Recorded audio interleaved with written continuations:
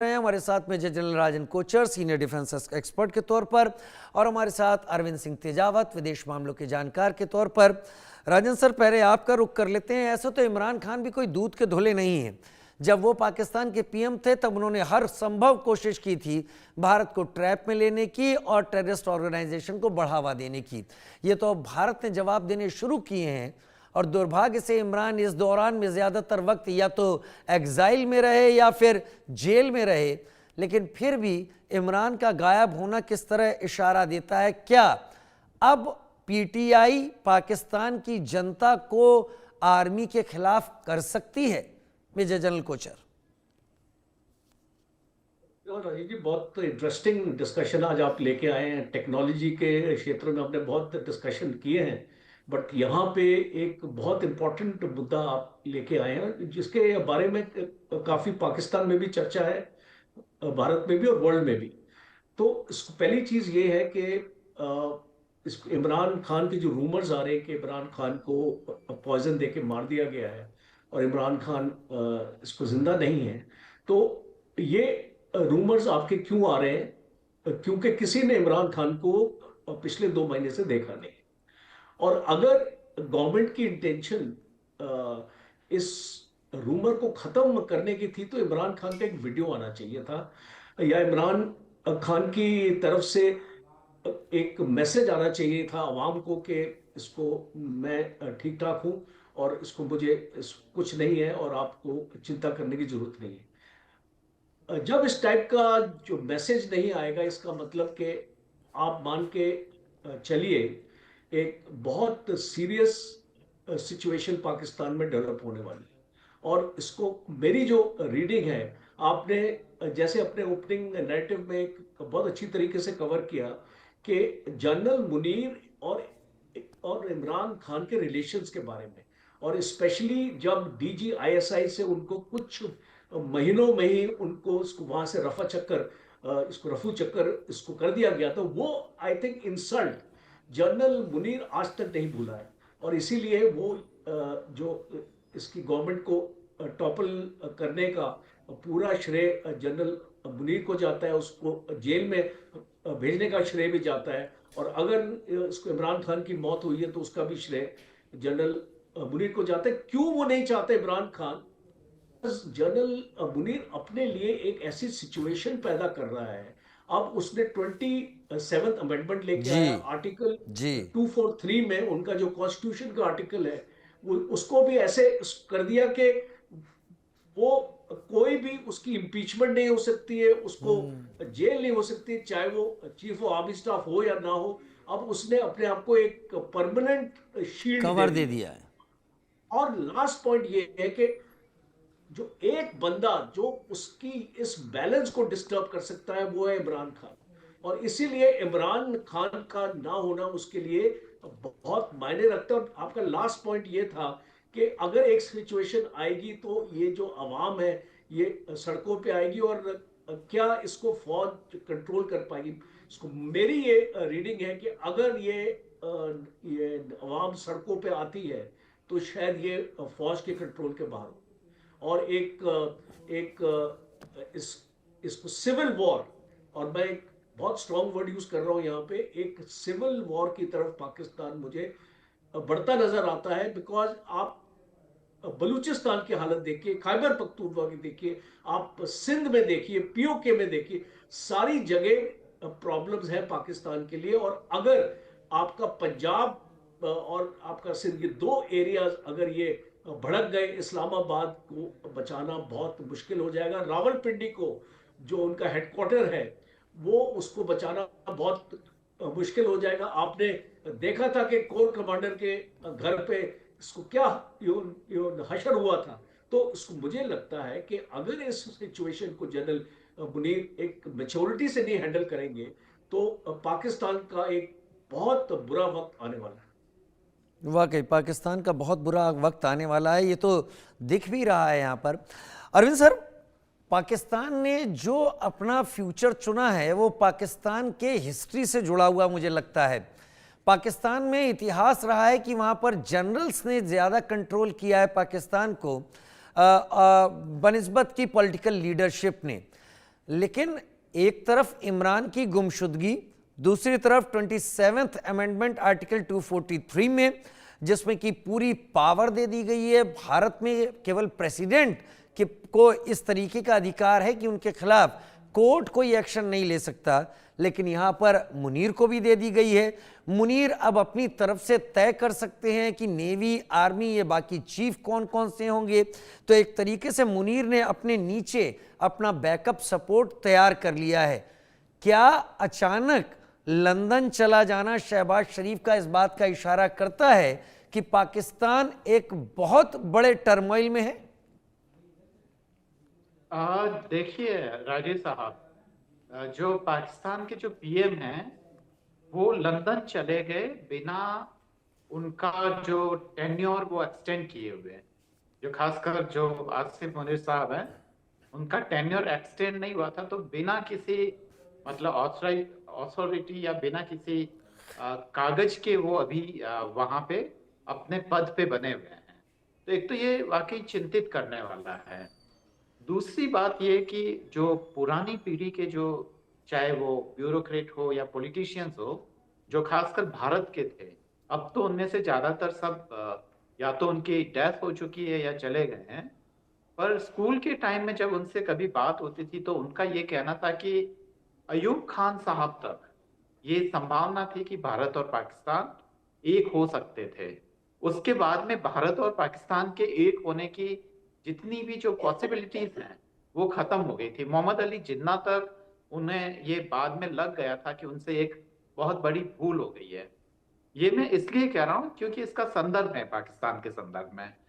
पाकिस्तान का जो वजूद बना वो भारत के विरोध पर बना, और सत्ता में बनने के लिए हर बार वहां के जो फौजी हुक्मरान हैं वो कुछ ऐसा करते थे, भारत से लड़ाई करते थे या कश्मीर का राग अलग कर वह वहां की जनता को ये बताना चाहते थे, एक जो झूठी देशभक्ति है उसका आडंबर पालना चाहते थे। और आपने बिल्कुल दुरुस्त फरमाया कि जब आप किसी झूठी चीजों के आधार पर रहेंगे तो जो जनता का जो सपोर्ट है वह तमाम चीजों में जो खासकर प्रजातंत्र को मजबूत करने के लिए होना चाहिए वह नहीं मिला, और लगातार वहां पे फौजी हुक्मरान आते गए और वह सिलसिला अभी तक जारी है। पाकिस्तान ने इसकी बहुत अच्छी खासी कीमत भी दे दी है। इमरान खान साहब की जहां तक बात है, उनपे करप्शन के जो केस लगे वगैरह वो तमाम चीजें हैं, उनपे कोई फेयर ट्रायल नहीं हुई, और एक तरीके से पूरा ऑपोजिशन को खत्म करने के लिए जो तरीका अपनाना चाहिए वो वहां की सरकारों ने अपनाया, दमनकारी तरीका। अब बात यह कि इमरान खान साहब एक तरीके से एक प्रतीक है पाकिस्तान की आवाम को एक आवाज देने के लिए। तो अगर कुछ होता है तो ये एक हवा बन सकती है, ठीक वैसे ही जैसे नेपाल में राजशाही का खात्मा तब हुआ जब वहां पे एक नेपाल में बहुत बड़ा बवंडर हो गया और जी वहां के राजा को मार दिया गया। तो जी, जो वहां के जो उनके छोटे भाई थे पारस ने, जो बिल्कुल पारस जो उनके भतीजे थे, और जी क्योंकि उनके पिताजी जो है वो वहां सत्ता में आना चाहते थे, और यही वो कदम था कि नेपाल में जो राजशाही का अंत हुआ। तो मुझे पाकिस्तान के संदर्भ में भी लगभग ऐसा ही लग रहा है कि इमरान खान साहब एक तरीके से प्रतीकात्मक हो सकते हैं वहां की जनता का गुस्सा बताने के लिए। और अगर ये ऐसा होता है तो ये पाकिस्तान के लिए अच्छा ही है। पर हाँ, ये है कि अराजकता नहीं होनी चाहिए, कोई ऐसा अल्टरनेटिव मॉड्यूल जरूर तैयार होना चाहिए, जैसा कि चाहे वो नेपाल में हुआ, श्रीलंका में हुआ या बांग्लादेश में हुआ। तो पाकिस्तान में एक विद्रोह होने के बाद में अगर ऐसा कुछ होता है तो यह ठीक बात है। और जहां तक जो कोचर साहब 27th अमेंडमेंट और 243 आर्टिकल, इसको लेकर यूएन ने भी अपनी तरफ से बात रखी है और कहा है कि ये पाकिस्तान के जुडिशरी को और पाकिस्तान की डेमोक्रेसी, खैर मुझे तो नहीं दिखती, बहुत कोशिश की, लेकिन उसे कमज़ोर करेगा, ऐसा यूएन का कहना है। वर्ड्स चुने जाते हैं, लेकिन बात मैं आपसे ये समझना चाहूँगा यहाँ पर, क्या पिछली बार जैसा पीटीआई ने कोर कमांडर्स के घर पर पथराव करना या फिर कैंटोनमेंट्स में जिस तरीके से हमले हुए, क्या अगर ये खबर पुख्ता होती है कि इमरान के साथ कुछ अनहोनी हो चुकी है तो पाकिस्तान उस फेज में जा सकता है जहां पर पाकिस्तान के टुकड़े होना और आसान हो जाएगा? देखिए, मुझे लगता है कि अभी हम एक स्पेकुलेशन के दायरे में हैं, बिकॉज अभी एग्जैक्टली ये इमरान खान की न्यूज़ अभी कंफर्मेशन नहीं आया, बट जो इसको आपने जो अभी एक सिनेरियो पेंट किया है कि इमरान खान की अगर मौत होती है, जो पॉसिबिलिटीज ज़्यादा लग रही हैं मुझे, या तो वो बहुत ही सीरियसली इल हैं, या वो जा चुके हैं। तो अगर ये पॉसिबिलिटी हम मान के चले कि इमरान खान की मौत हो जाती है जेल में, तो इसको मुझे लगता है कि ये जो गुस्सा है लोगों का, ये पाकिस्तान मिलिट्री नहीं रोक पाई। देखिए, आप अपने लोगों का मैसेकर नहीं कर सकते।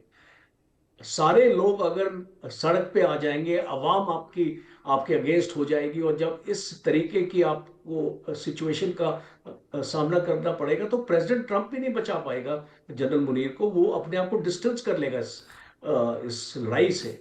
और इसको मुझे लगता है कि एक बहुत स्ट्रॉन्ग पॉसिबल, इसीलिए आपने देखा कि शहबाज शरीफ अपना बहरीन गए थे, और बहरीन से वो लंदन चले गए हैं अपने बड़े भाई से मशवरा करने के लिए।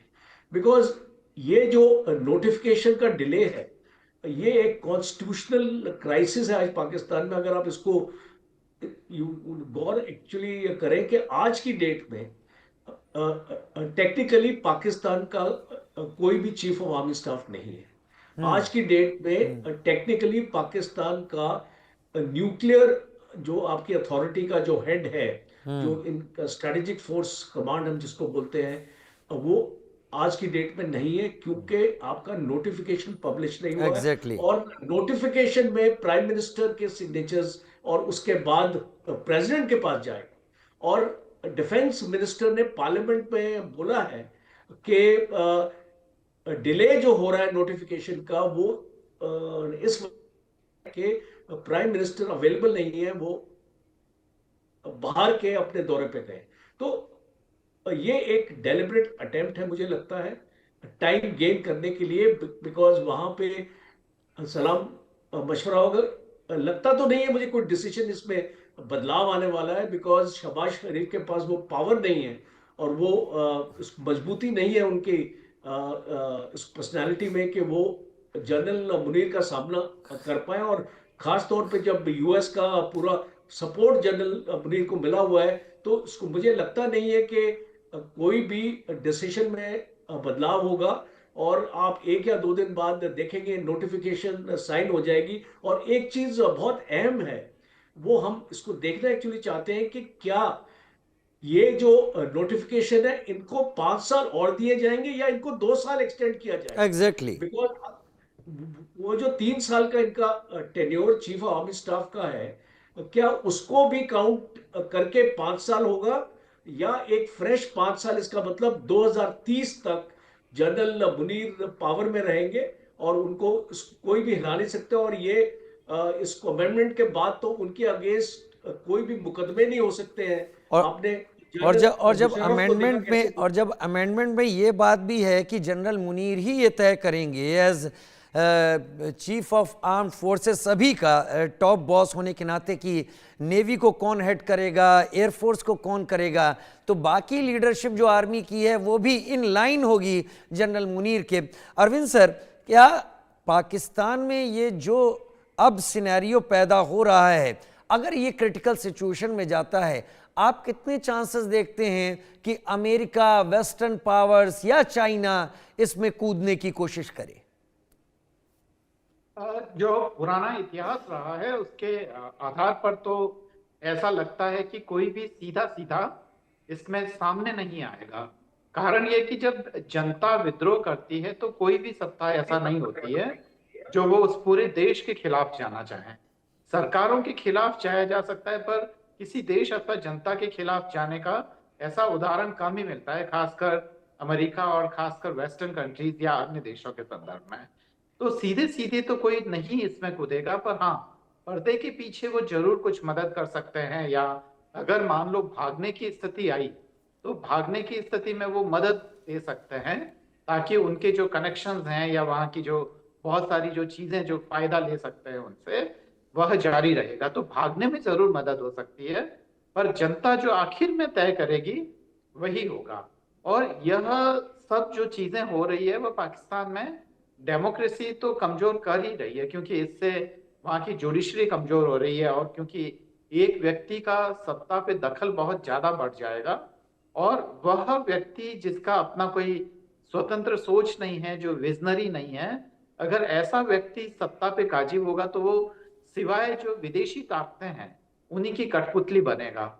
और मुझे लगता है कि जो कोल्ड वॉर वाला जो पूरा दौर है वो वापस आएगा। तो पाकिस्तान अभी काफी अच्छे हालात में नहीं है, और अगर वहां पे और ऐसा होता है, पर लॉन्ग टर्म में ये अच्छा होगा, इस खासकर इस पूरे रीजन के लिए अच्छा होगा, नई अगर सरकार बनती है और एक नया जो प्रजातंत्र का अगर वो मॉड्यूल ला पाते हैं तो ये काफी अच्छा रहेगा। राजीव साहब, मेजर जनरल राजन कोचर, जब जब पाकिस्तान में हालात खराब हुए हैं एक नैरेटिव हमेशा कॉमन रहा है।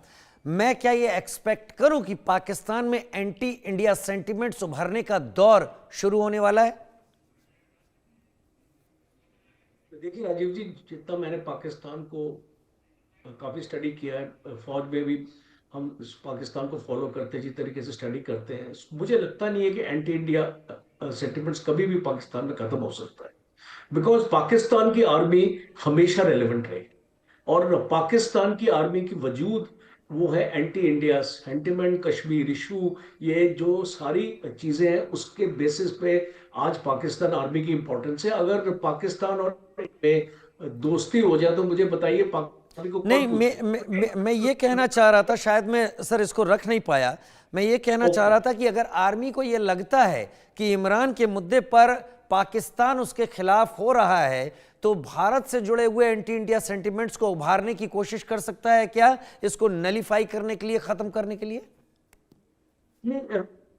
उसके लिए शायद बहुत देर हो चुकी है। बिकॉज इसको मुझे नहीं लगता कि जब ये ऐसी न्यूज आती है ऑल ऑफ सडन और अफवाह एक्चुअली फैल रही है, उसके बाद अगर आप ऐसी कोई अपने नैरेटिव बिल्डिंग करें, DGISPR अपने इस पे अपना काम कर रहा होगा, आई मीन वो ट्राई जरूर करेंगे। उसको मुझे लगता है वो अपनी स्ट्रैटेजी को नहीं बदलेंगे। एंटी इंडिया हमेशा काम किया है पाकिस्तान के लिए, बट इसको मुझे लगता है कि इस मुद्दे पर जब इमरान खान का मुद्दा है शायद वो लोगों के माइंड्स को इन्फ्लुएंस नहीं कर पाएंगे, क्योंकि आज लोगों में गुस्सा बहुत आ चुका है। और आपके इस विजुअल्स भी मैं देख रहा हूँ स्क्रीन पर, जो इस तरीके की जो सेंटिमेंट्स है, और पॉलिटिशियंस खासतौर पे PTI वो ये इस मुद्दे को ठंडा नहीं होने देगी। एंड आई थिंक सिचुएशन एक चैलेंजिंग होगी जनरल मुनीर के लिए, बिकॉज अगर वो इसको कंट्रोल नहीं कर पाएंगे इस सिचुएशन को, पॉलिटिकल लीडर्स को, मुझे लगता है सर, वैसे अनुभव मेरा ज्यादा नहीं है आप लोगों को जितना, पता नहीं अगला एक हफ्ता पाकिस्तान के लिए बड़ा खास लग रहा है। क्या पता पाकिस्तान में पॉलिटिकल लीडरशिप आर्मी लीडरशिप से चेंज ओवर कर ले या बदलाव के दौर में आ जाए, कुछ भी हो सकता है। समय मेरे पास कम है। अरविंद सर, बहुत शुक्रिया आपका जुड़ने के लिए। मेजर जनरल राजन कोचर, आपका भी हमारे साथ जुड़ने के लिए। एक छोटा सा ब्रेक, जल्द हाजिर होते हैं।